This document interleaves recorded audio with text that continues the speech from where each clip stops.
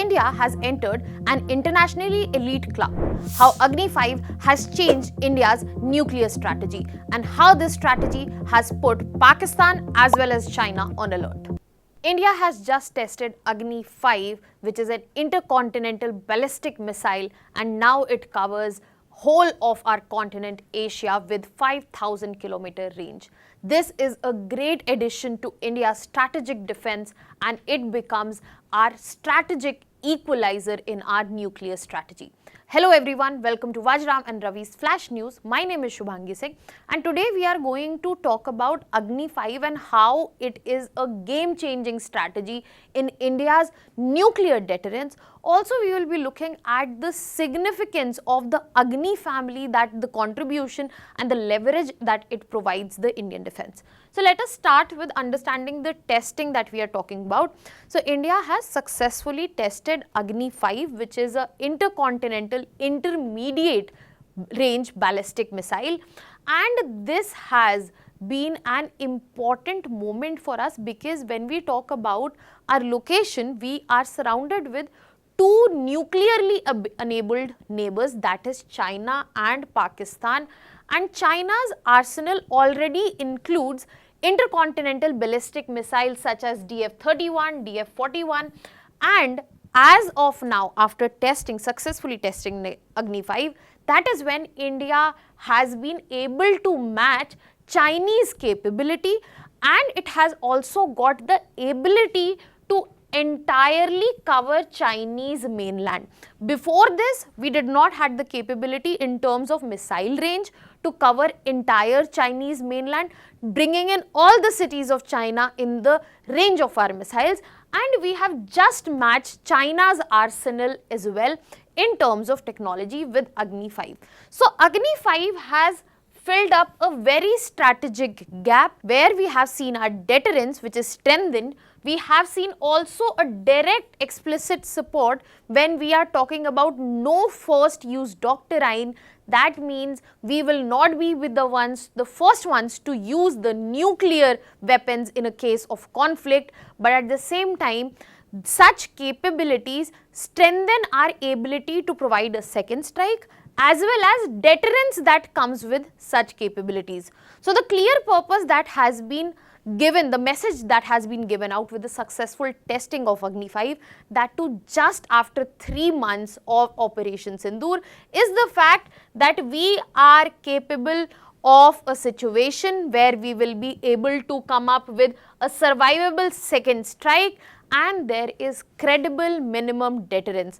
This also comes amidst where Pakistan's Asim Munir has gone and started a nuclear rhetoric from the soil of US. Such test is not just a upgrade in Indian defense, but an answer to all these rhetorics as well. Now let us move ahead and understand the capabilities of Agni-5. When we talk about Agni-5, it has operational range of more than 5,000 kilometers, and if we can see in this given map, you will find that the coverage that it is providing, the entire Asian continent comes in the very range of Agni-5 missile. This also has an engine where 3-stage solid engine is found, and it can carry 1.5 tons of nuclear weight, that is 1500 kgs of weight. And if we are talking about the arsenal that we have already we have Agni 1, 2, 3, 4, Agni Prime as well, but in this case it is Agni-5 that is providing us the coverage of Asian continents and most importantly the entire range of China itself. If we talk about the capabilities, we have to understand that it is much more than the range itself, which is around 5,000 to 7,000 kilometers. It gives coverage of China and some parts of Europe, Russia as well.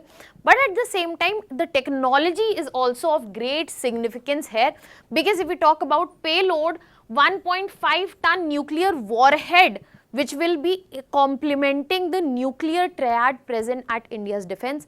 Furthermore, the propulsion system, we have a 3-stage engine which is a solid fuel engine ensuring better efficiency here. The launch system, that is another unique point.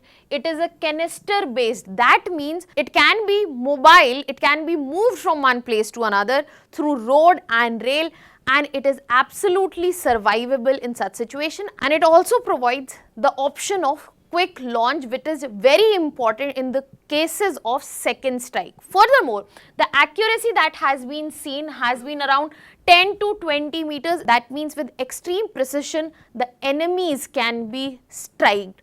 Furthermore, the MIRV technology that was already tested last year in 2024. When we talk about MIRV technology, that is multiple independently targetable re-entry vehicle. That means that we have multiple targets, we have one missile and multiple warheads. This technology was tested itself in the last year, and that has been also successful. So this also gives us the ability to target multiple locations, but also enhances our retaliatory strike impact.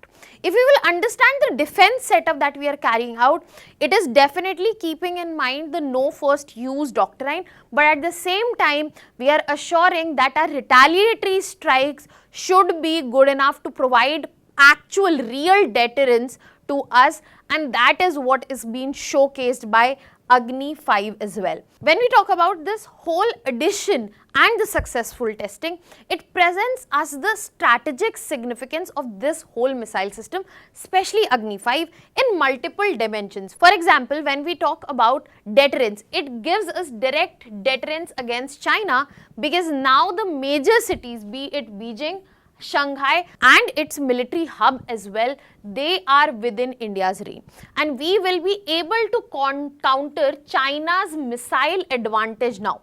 Furthermore, it is also in very much alignment with India's no first use doctrine. That means it is providing assured second strike capability. That means if we are second to strike, but with high precision, we can actually target the enemy. Furthermore, it makes first strike. If the enemy is striking first, then that they would be in an adversary in a worse condition as compared to before. So this gives us a second strike advantage, the capability where we will see it with high precision. Furthermore, another strategic significance associated with it is the geopolitical standing.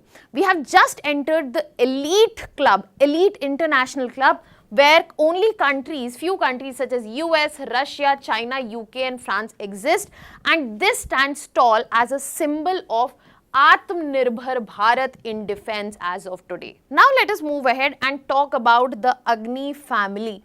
So if we talk about Agni missiles and the evolution, as of now that we see the version, it is the fifth version that is coming in front of us. Agni-1 came back in 2012, Agni-2 in 2013, where Agni-1 gave us the range only of 700 kilometers, Agni-2 came with 2000 kilometers, Agni-3 2500, Agni-4 then we had with 3500 more than range. So the previous version in the Agni family did give us the coverage of our different neighbor, that is Pakistan, but China, the range of China was not gotten up and until now. If we look at the diagram here, we will also be able to understand that how the payload capacity has also gradually increased with the family's addition. For example, if you look at Agni-1, the payload capacity was only 12 tons here, then 16 tons, then 47. If we are talking about Agni-4, it has comparatively lesser, but when we go to Agni-5, we are looking at 50 tons of payload capacity, and we are talking about excess additional 1 ton as well. So if we talk about the payload capacity with the range, that also has been gradually increasing.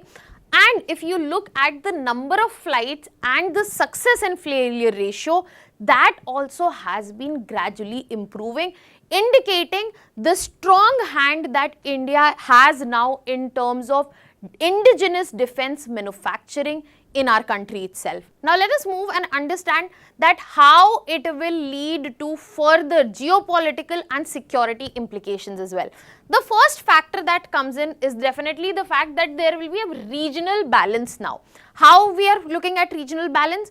Now we are at the same par as China. We already have short range missiles for Pakistan, so it complements that capability, and we are at par with China's intercontinental ballistic missile force. Furthermore, it is strengthening our nuclear triad.